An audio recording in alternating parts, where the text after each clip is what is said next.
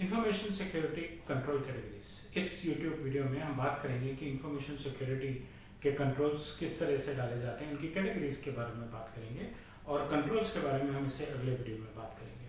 Data privacy में information security का बहुत मेजर रोल है, क्योंकि डेटा रहेगा तो कहीं ना कहीं आईटी सिस्टम्स में ही इंफॉर्मेशन सिक्योरिटी की हेल्प से ही।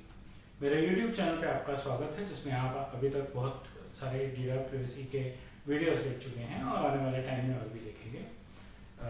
आइए बात करें। सबसे पहले डेटा प्राइवेसी क्या है। डेटा प्राइवेसी मुझे ये हक देती है कि मैं तय करूं कि मैं अपनी कौन सी पर्सनल इन्फॉर्मेशन शेयर करना चाहता हूं, किसके साथ और क्यों, क्या पर्पस है। आपको मेरी पर्सनल इन्फॉर्मेशन चाहिए क्योंकि आप मेरे लिए या मेरे डेटा से कुछ करना चाहते हैं, तो आपको मुझे बताना होगा कि आप क्या करना चाहते हैं। आप मेरी इन्फॉर्मेशन को कैसे यूज़ करेंगे, कैसे प्रोसेस करेंगे, क्या आप इसको किसी और के साथ शेयर करेंगे। अगर आप इसको किसी और के साथ शेयर करेंगे तो क्यों शेयर करेंगे, वो क्या काम करना चाह रहा है, वो कैसे प्रोसेस करेगा, उसके पास मेरी इन्फॉर्मेशन कैसे सेफ रहेगी।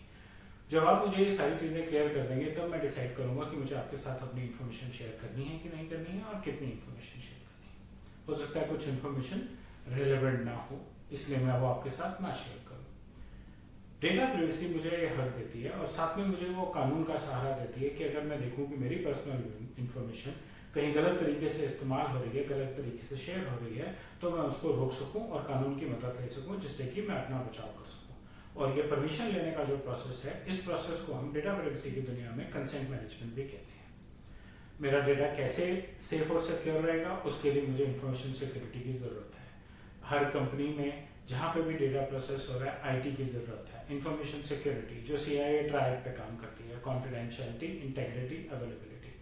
आप मेरा डेटा कैसे संभाल रहे हैं, कैसे कॉन्फिडेंशियल रख रहे हैं, यानी कि अनऑथराइज यूजर उसको एक्सेस नहीं कर सकता, अनऑथराइज यूजर उसको खेल नहीं सकता, उसको आप एंक्रिप्टेड रख रहे हैं, क्या आप उसको एनोनिमाइज रख रहे हैं, ये सारी चीज़ें कवर होती हैं कॉन्फिडेंशियलिटी में, राइट। एनोनिमाइज मतलब उसको अलग अलग टुकड़ों में तोड़ के अलग अलग एन्क्रिप्शन मैकेनिज्म्स यूज किए हैं, सो दैट अगर उसमें से कुछ डेटा लीक हो भी जाए तो जो हैकर है वो उसमें से पूरा डेटा ना निकाल सके।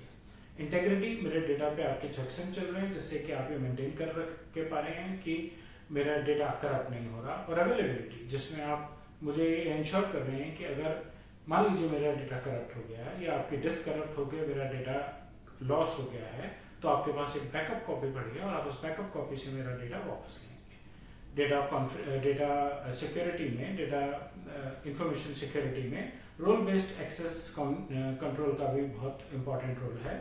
अनऑथराइज एक्सेस उसके थ्रू आप अवॉइड कर सकते हैं। अनऑथराइज यूसेज, डिस्क्लोजर, इरेजर, जब भी कोई नया यूजर एक सिस्टम में क्रिएट किया जाता है तो डिफाइन किया जाता है कि उसको क्या क्या करना अलाउड है, उसको क्या क्या काम करने का हक है। सो अनऑथराइज यूजर को मेरे डेटा पे काम करने का हक नहीं है, ठीक।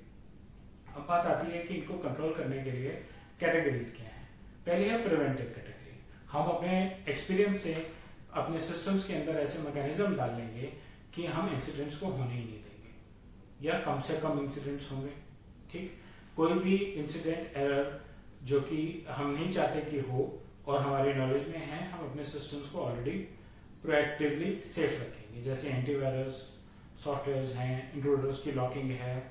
दूसरा है डिटेक्टिव कंट्रोल। सिस्टम्स में कुछ ऐसे सॉफ्टवेयर्स और कुछ ऐसी सिक्योरिटी, चाहे फिजिकल सिक्योरिटी है, कंट्रोल कर रही है कि हम देख रहे हैं कि कुछ गलत ना हो, हम उसको डिटेक्ट कर रहे हैं और डिटेक्ट करते ही हम अलार्म से रेज करके उसको कंट्रोल करने की कोशिश कर रहे हैं, जिसको हम करेक्टिव कंट्रोल्स कहते हैं या करेक्टिव एक्शंस कहते हैं। हम डैमेज को मिनिमाइज करना चाहते हैं, हम इंश्योर करना चाहते हैं कि एरर्स कम से कम हों, अनऑथराइज यूजर्स हमारे इंफॉर्मेशन को ना यूज करें और हम इंट्रूजन्स को ब्लॉक कर दें। जैसे ही कोई इंट्रूजन डिटेक्ट हो, हम उस इंट्रूजन को ब्लॉक कर दें, इसको हम करेक्टिव कंट्रोल कहते हैं। ये तीनों कैटेगरीज, ये तीनों स्टेप्स जो हैं, ये किस किस टाइप के डेटा पे चलेंगे, किस किस टाइप के कंट्रोल्स पे चलेंगे। वो कंट्रोल्स क्या हैं? Physical control. हमारे पेपर जहाँ पड़े हैं, हमारा डेटा सेंटर जहाँ है, क्या वहाँ कोई आके कंट्रोल कर सकता है? तो हम अच्छी फेंसिंग करें, अच्छे दरवाजे हों, बायोमेट्रिक सेंसर्स हों। बिना बायोमेट्रिक एक्सेस के कोई ऑफिस में ही नहीं घुस सकता, डेटा सेंटर में नहीं घुस सकता। फायर कंट्रोल मैकेनिज्म्स हों, एडमिनिस्ट्रेटिव कंट्रोल्स हों, जिसमें हमारी कंपनी की ऐसी पॉलिसीज हों जो इतनी स्ट्रांग हों, जिससे कि लोगों को पता हो कि डेटा कैसे हैंडल हो रहा है और कैसे कंट्रोल करना है। इंसिडेंट मैनेजमेंट सिस्टम्स क्या हैं, स्टाफ को प्रॉपर ट्रेनिंग दी हुई है। और टेक्निकल कंट्रोल्स जो हमें बता सकें कि हम टेक्निकली अपने डेटा को कैसे सेफ रख रहे हैं। Softwares, antiviruses, ransomware threats, user authentication, ये सारी चीज़ें सॉफ्टवेयर्स के थ्रू कंट्रोल की जाएं, टेक्निकली कंट्रोल की जाएं और अपनी इंफॉर्मेशन को प्रोटेक्टेड रखा जाए। इंफॉर्मेशन सिक्योरिटी के कंट्रोल्स की कैटेगरीज पे बस इतना ही। कल हम बात करेंगे कि इंफॉर्मेशन सिक्योरिटी के एक्चुअल कंट्रोल्स क्या हैं जो एक ऑर्गेनाइजेशन डिप्लॉय करे जिससे कि इंफॉर्मेशन सिक्योरिटी लीक ना हो, ब्रीच ना हो, और क्योंकि उसमें हमारा पर्सनल और सेंसिटिव डेटा भी है तो हमारी डेटा प्राइवेसी भी ब्रीच ना हो।